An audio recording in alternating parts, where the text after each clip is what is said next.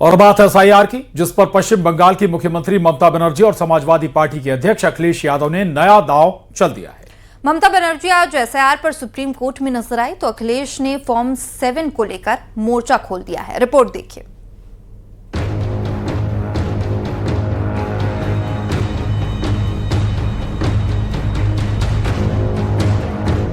Vote शुद्धिकरण यानी SIR की लड़ाई अब अलग लेवल पर पहुंच गई है। एसआईआर के मुद्दे पर पश्चिम बंगाल के मुख्यमंत्री ममता बनर्जी आज खुद सुप्रीम कोर्ट में मौजूद रहीं और अपनी दलीलें अदालत के सामने रखीं। दरअसल तृणमूल कांग्रेस अध्यक्ष ने चुनाव आयोग की ओर से बंगाल में जारी एसआईआर के खिलाफ रिट याचिका दायर की। इस पर आज सुनवाई हुई। Chief justice of India Suryakant की अगुवाई वाली बेंच में यूं तो मुख्यमंत्री ममता बनर्जी की ओर से केस की पैरवी के लिए सीनियर वकील श्याम दीवान मौजूद थे, लेकिन ममता बनर्जी ने अदालत में खुद खड़े होकर संक्षेप में मौखिक रूप से अपनी बातें रखी। देश के न्यायिक इतिहास में ऐसा पहली बार हुआ है कि एक प्रदेश की मौजूदा मुख्यमंत्री ने सुप्रीम कोर्ट में खुद ही जुबानी दलीलें पेश की, जिसे सुनने के बाद सुप्रीम कोर्ट ने चुनाव आयोग को नोटिस जारी कर अगले सोमवार तक जवाब दाखिल करने को कहा है। Sir, the problem is always our lawyers fight for the case and they're fighting from the beginning. We are also. But sir, when everything is finished, when we are not getting justice, when justice is crying behind the door, I quote Rabindranath Tagore, then we thought that we are not getting justice anywhere. So many times I have written 6 letters to Election Commission, including all the details, but no reply, sir. I'm a bonded labor, sir. Maybe I prefer that. I'm a very less important person. I prefer that. Sir, I'm from a common family, but I am not fighting for my party. उधर UP में SIR पर Samajwadi party हमलावर है। अब अखिलेश यादव ने form 7 को लेकर मोर्चा खोला है। अखिलेश का आरोप कि बीजेपी जानबूझकर पीडीए के वोट काट रही है।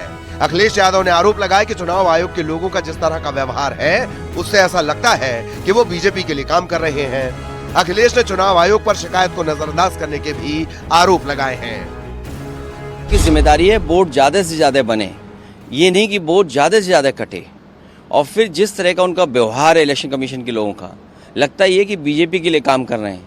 मैंने कल ही कई जानकारी दी हैं, जिसमें एसआईआर को लेकर के जो फॉर्म भरे गए हैं और जो शिकायत करता है वो अंगूठा मारता है, उसके दस्तखत कराए हुए हैं।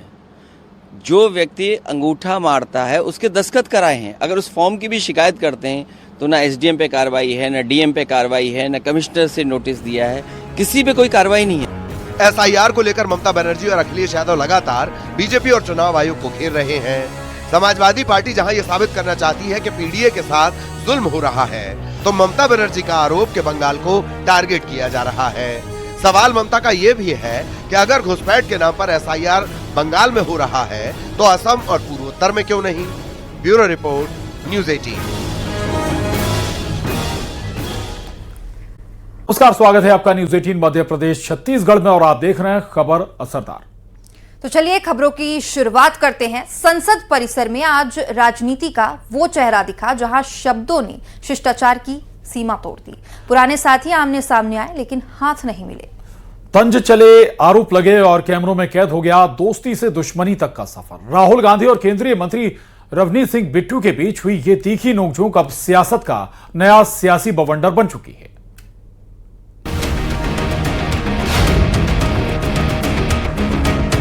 ये तस्वीर संसद परिसर की है, मकर द्वार की, वही जगह जहां देश की राजनीति के लिए मर्यादा तय होती है, जहां शब्द तौले जाते हैं और आचरण मिसाल बनता है। लेकिन आज इसी परिसर में जो कुछ हुआ उसने संसद और सड़क के फर्क को धुंधला कर दिया। कांग्रेस सांसद राहुल गांधी और केंद्रीय मंत्री रवनीत सिंह बिट्टू आमने सामने आए।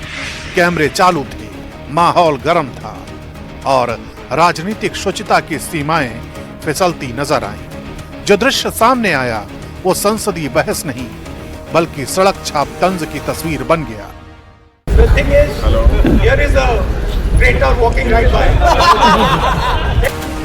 तंज भरी मुस्कान के साथ इस सियासी टकराव की शुरुआत हुई।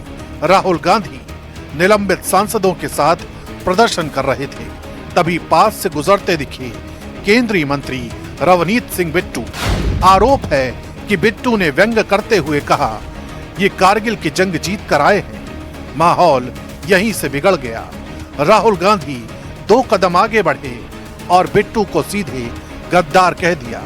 बात संभालने के लिए हाथ बढ़ाया गया, लेकिन हाथ नहीं मिले। जवाब में बिट्टू ने पलट कर कहा, देश के दुश्मन। कुछ सेकंड की ये बातचीत राजनीति की लंबी कहानी बन गई।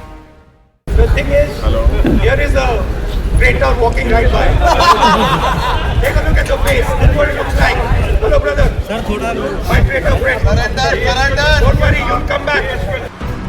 सियासी तापमान बढ़ा तो बीजेपी भी खुलकर मैदान में आई। पार्टी के वरिष्ठ नेता मनजिंदर सिंह सिरसा ने राहुल गांधी पर सीधा हमला बोला। उन्होंने कहा, सरदार कभी गद्दार नहीं हो सकता। मैं राहुल गांधी जी, अगर कोई गद्दार है तो आप हैं। सिख सरदार है, वो कभी गद्दार नहीं हो सकता। लेकिन आप द्वारा इस तरह की मानसिकता को दर्शाना, सिखों के प्रति इस तरह के अपशब्द बोलना, ये बताता है कि कांग्रेस की आज भी मानसिकता में बदलाव नहीं आया।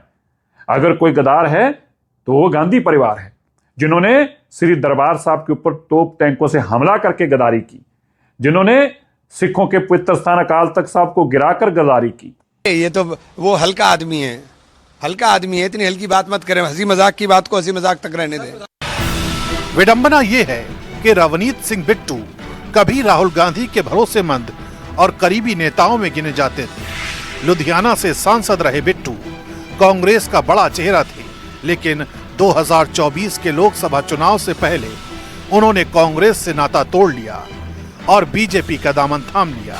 आज वो केंद्र में मंत्री हैं।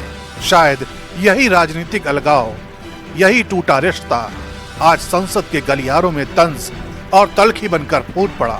दोस्ती से दुश्मनी तक का ये सफर कैमरों में कैद हो गया। तो संसद में राहुल गांधी के किताबी संग्राम पर अब राजनीतिक गलियारों से सड़क तक ये पहुंच चुका है, जिसे लेकर अब निशिकांत दुबे गांधी परिवार पर लिखी आपत्तिजनक किताबें और जवाहरलाल नेहरू के पत्र लेकर आए। दुबे ने कांग्रेस को घेरने के लिए एक पोस्ट किया है, जिसमें देश के पहले पीएम जवाहरलाल नेहरू के खत को शेयर करते हुए लिखा है, कुछ कहूंगा तो बवाल हो जाएगा।